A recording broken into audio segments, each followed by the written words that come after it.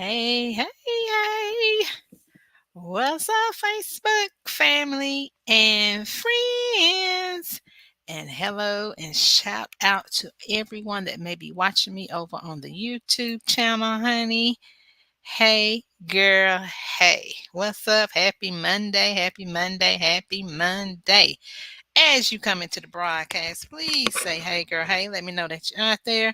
So, I know that I'm live. Let me go ahead and check my cellular device and see if I'm live over here. Also, as you come into the broadcast, say happy Monday. Let me know how your Monday has been, and also let me know how your weekend was. Let me know where you chiming in from. Here we go. Let me see. And look, I got my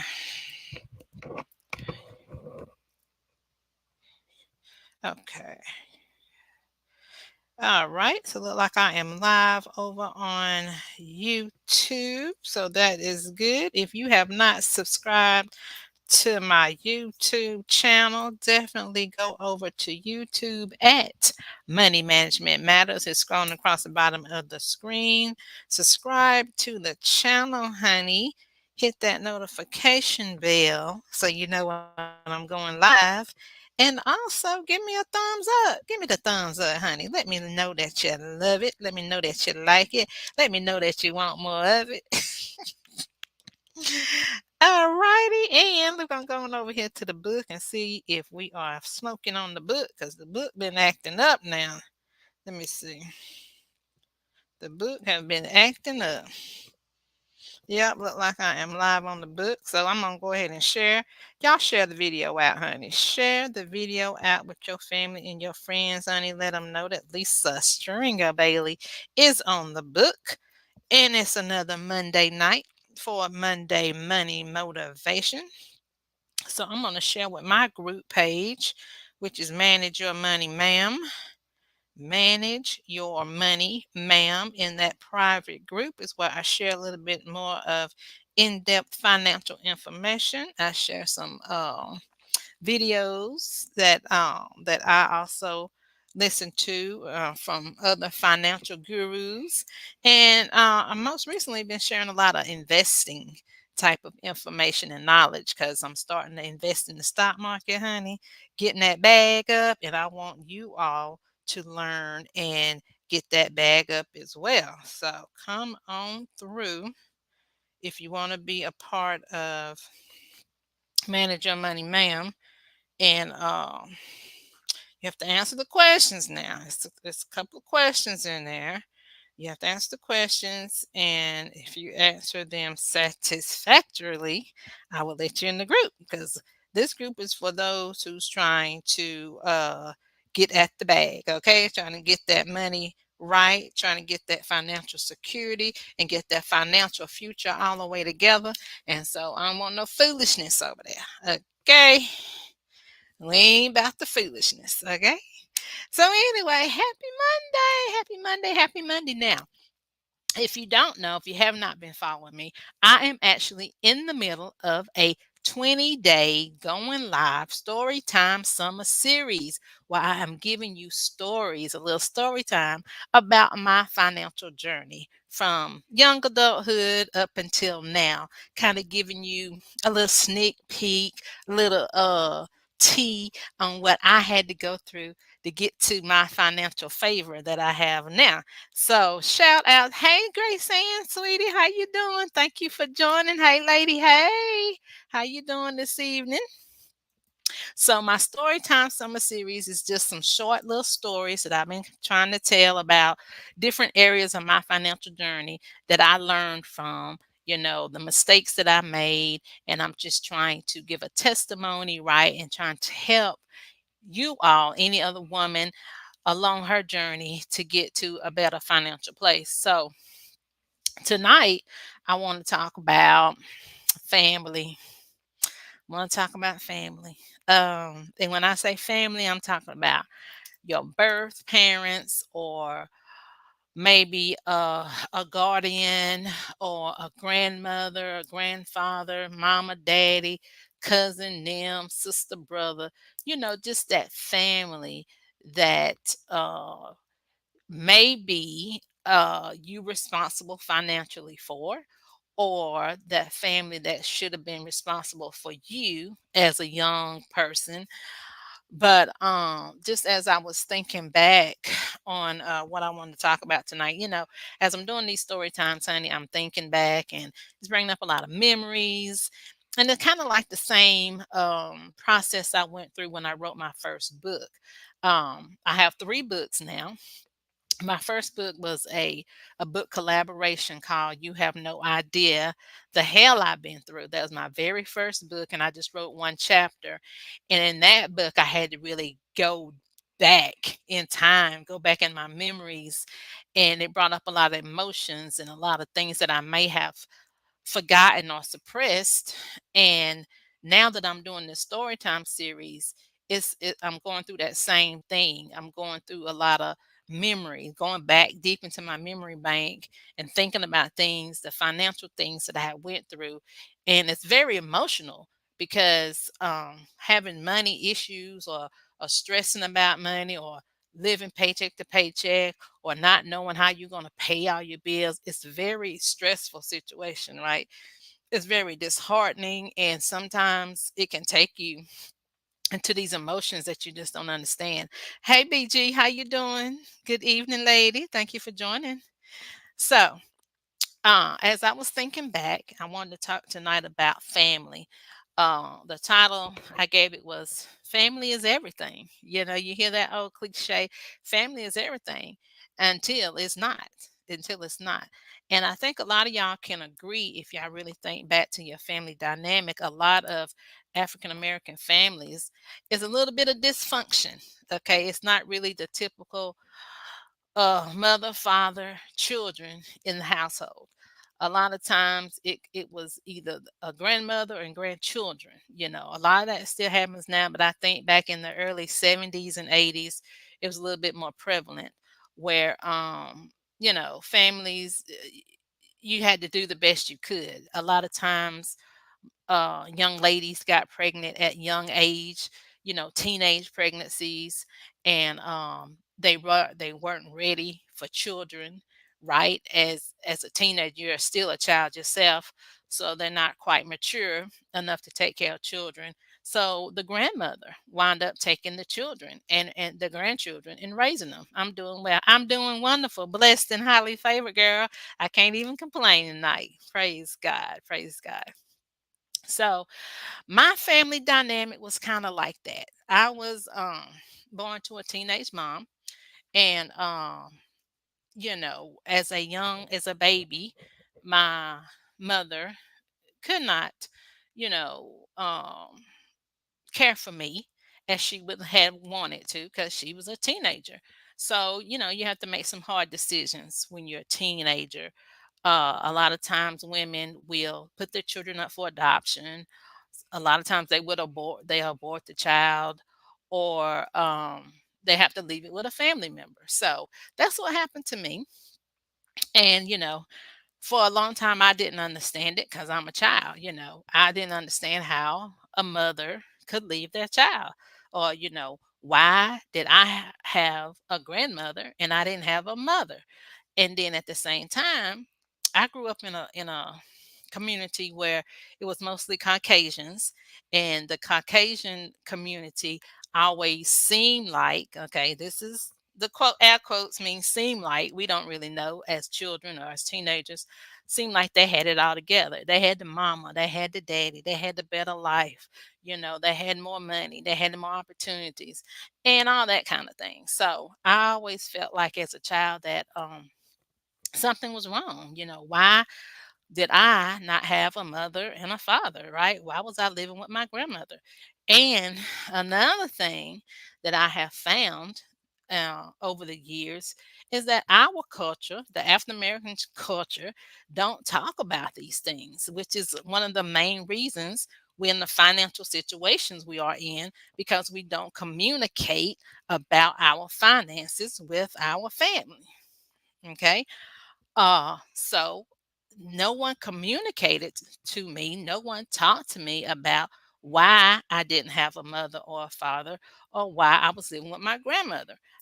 I would have to hear bits and pieces of conversations from the adults, as we was coming up. If y'all remember in the 70s and the 80s, a child was to stay in a child's place. A child was to be seen and not heard, so we couldn't talk. So I always felt muted. I never could really express myself. I couldn't say nothing, for fear of getting a whooping. If y'all remember those old whoopings, you get to run in your mouth if you want to. Honey, okay, this is back in the old days. This is back in the day. But anyway, we didn't have the conversation about family and why I was in the family dynamic that I was in. So, say all that to say this: as I'm getting older now, now I'm a young mother, a single mother, and I had connected with a sister, my sister that I did not grow up with. I really didn't know I had actually two sisters and a brother from my mom, on my mom's side of the family.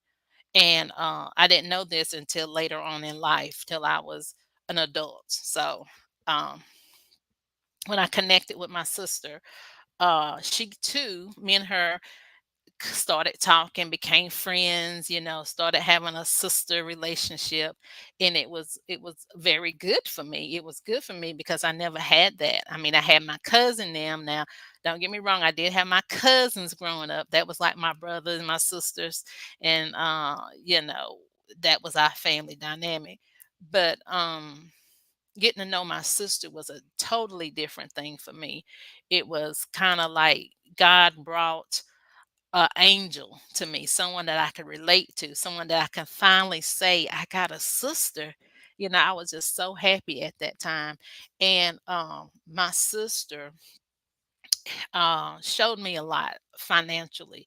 We're still talking about finances because she was married, but at some points in her marriage, she was estranged from her husband. So she was kind of like a single mom as well. So me and her was going through single motherhood together. And that's when I really started figuring out why my mom, left me and, you know, and chose to take care of her older children and left me behind.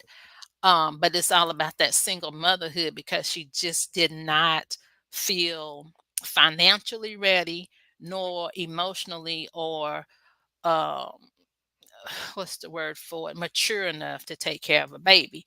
So I had to appreciate that for her, from her. I never really had any animosity, any hate toward her because I lived a good life. My grandmother took very good care of me, and my auntie took very good care of me after my grandmother died. So, it ain't like I was living in a life that was horrible. So, it was a good thing. It was a God thing. It was a God thing. So God wanted me to share too with you all. It's been a very emotional day. On Mondays, let me tell y'all something. Every Monday morning, I start the morning out with prayer, of course, but I get on a prayer call with one of my business groups, Georgia Christian Business Network. We get on a prayer call every Monday morning at 9 o'clock. So I'm on the prayer call, and the leader of the group, Beth Copeland, asked us for a Bible verse that we live by, a Bible verse that we go to when we're going through things, when we need encouragement from the Lord. And the Bible verse, Psalms 27:10, is what I put in the description today. I want y'all to read that if it may help you all, or if you can relate to it. But it talks about when your mother and your father forsake you, then the Lord would take you up. So as a adult, when I started feeling like I had been forsaken, that I had been left, and I was trying to understand why, that's the scripture that God gave me, that it was all in God's plan, you know, that my mother left me the way she did. And it was all in God's plan that my father, who was around, he was in and out. I knew who he was. And, we had a relationship, but it wasn't really a tight relationship or whatever. But it was all in God's plan. And you have to really realize when you're going through issues, when you're going through turmoil, or you're going through valleys of your life, you always have to look for the God in it. You have to look for the God in that thing and ask God, why am I going through this? Or what was the purpose for this happened? And I feel like the purpose of me not having that mother father family dynamic growing up is for such a time as this. It could be so that I have that testimony to as a foundation for my financial business, for my financial ministry, to help people in their finances. Because what has happened was, as we're going forward in my story, me and my sister had got very close, and talking about communication again, I did not know that my sister was ill. My sister had MS, mus, muscular sclerosis, MS. She had it for years. She dealt with it for years. She was on medication for years. And I really didn't know it until toward the end, when she passed away from it back in 2015, 2016, somewhere in there, because that's when I started my business. It might have been 2014, 2015. Don't know for sure what year it was, but it was right in there. And that's when I really found out that she had it and how bad it was. So it really made me think about the communication again in the family dynamic.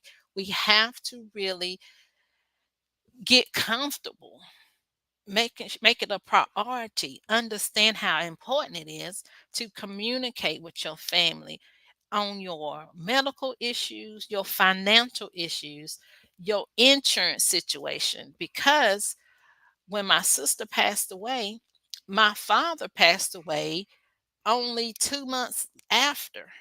Only 2 months after. So it was two deaths right there together that happened to me.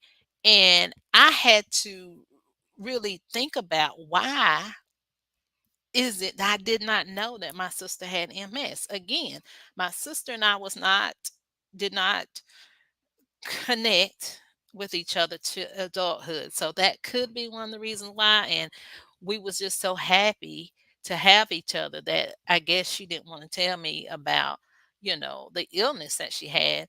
But um needless to say, because she had that illness, she didn't have life insurance, um and it's something that I try to instill in people, that if you don't have anything right now, you live in a healthy lifestyle, you have health in your body, it's a good idea to go ahead and get insurance while you are healthy, because you just never know what's going to come later on in life, or in your future, or whatever may happen.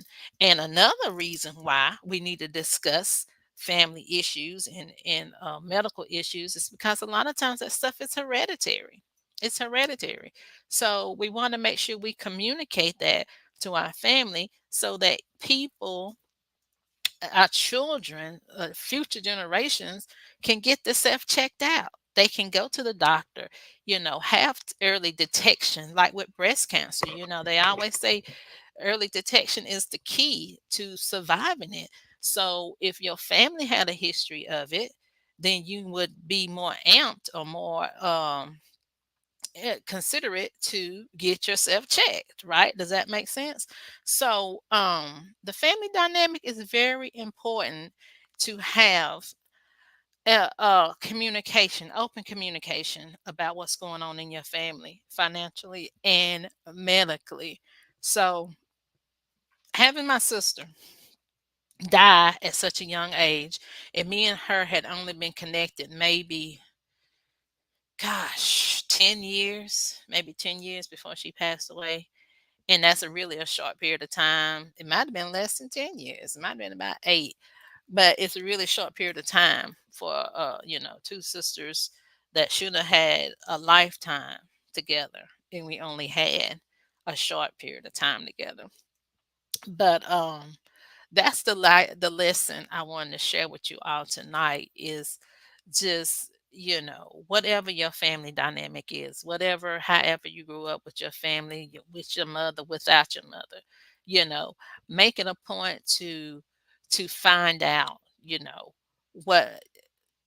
what may be going on with your mother, especially medically, unless it's one of those legal things. If it's a legal thing and you adopted, that's a whole different situation.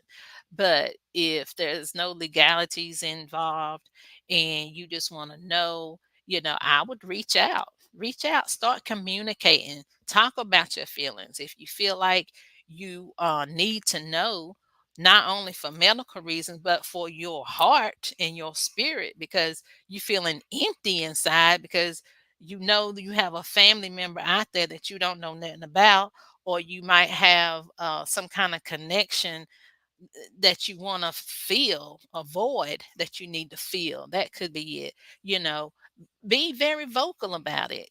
I think a lot of us have a shame behind asking our mother or our father or our grandmother, whatever. What's the reason with this? What's going on with this? I need answers. I have questions. Don't be ashamed to ask your questions, okay? Because that's something that I went through. I was very, very quiet child, very introverted, and I think I've told you all this before, but I actually had to go through counseling and go through a fear coach. A coach had to actually get the fear out of me that I had of speaking. I had a true fear of speaking.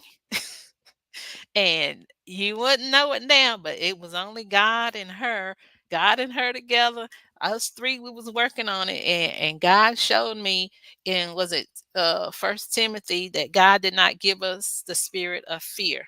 So if you have a fear about asking questions to your family about things that's going on with them medically or financially, then just remember that Bible verse. God did not give us the spirit of fear. So if you have a fear of asking questions, you need to ask God to definitely give you courage, give you confidence to ask the questions that you have. Ask God to take the fear away from you. I know that's what I had to do.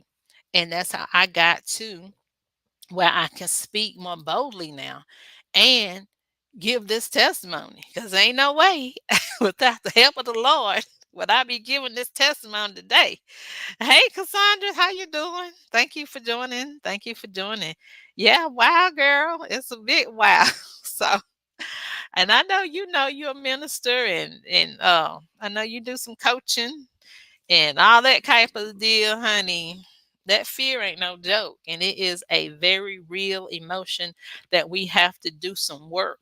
It takes work to get through this fear, and it has taken me years of work to get through this fear, and years of work and praying and meditating and hearing from God on what he wanted me to do with the situations I've been in, the financial situations I've been in, the family situations I've been in.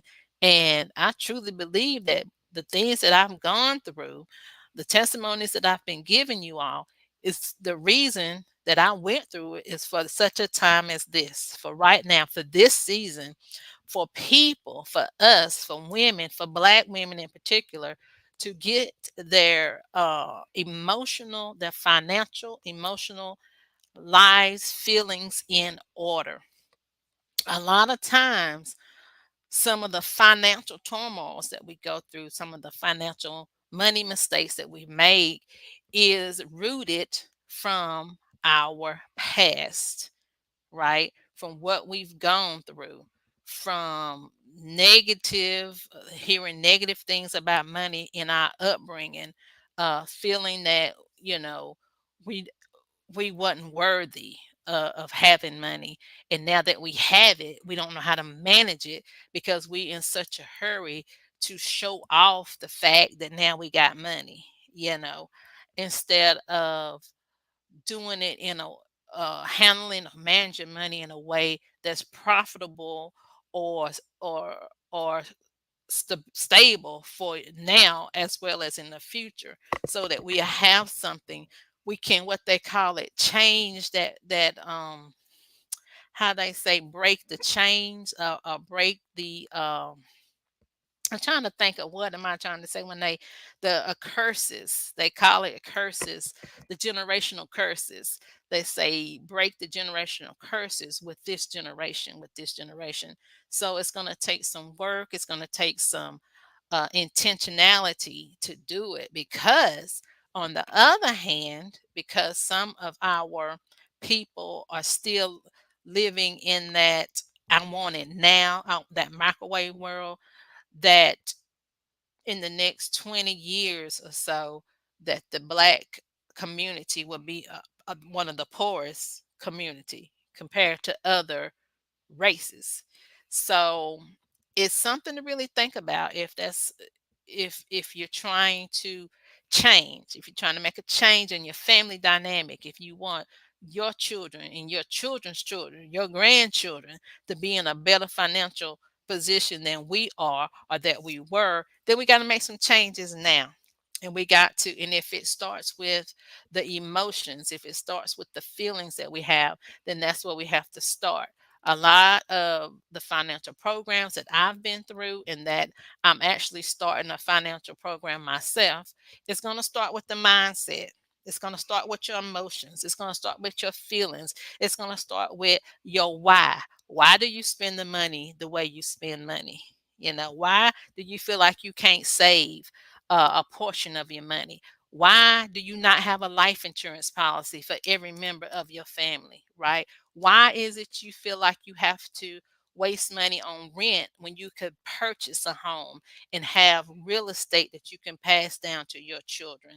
These are the type of questions that is hard to face, but it's something that we have to get to it. We have to get to it. We have to get to it, because if we don't, we are going to be amongst those people that they already saying in the next 20 to 30 years we're going to be in the lower class, because there's only going to be two classes: the upper class and the lower class. The middle class is slowly phasing out because it's just the way the economy is going. You either gonna know the information, you're gonna do better, you're gonna invest, you're gonna have money, you're gonna have savings, you're gonna have something set aside for yourself, you're gonna have lands and real estate and homes and all that, or you're gonna be down here depending on a government. We ain't even gonna talk about that. That's another whole situation that we don't really can't really depend on. I'm just saying. Okay, so that's all I got tonight. That's all I'm gonna say about that.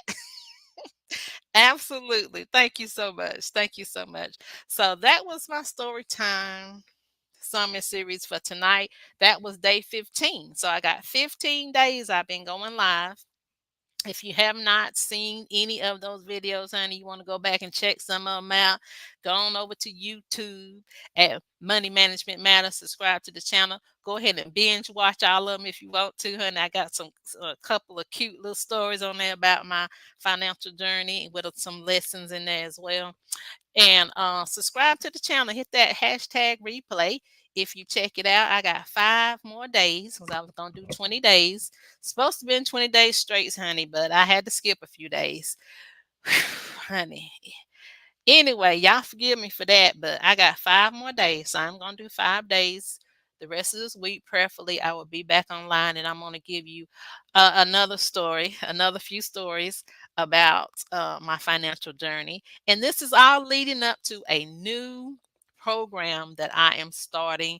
And hopefully and prayerfully, it'll be something that's going to help somebody, where they can come in, and we'll have a very structured pro strategy that we go through, and help you get, from where you are now to where you want to be in the future. And that's a future of financial stability, financial security, and financial peace. So that's what I want for you. And hopefully, you all want that for yourself. So, with that being said, I pray you all have a wonderful, blessed rest of your Monday evening.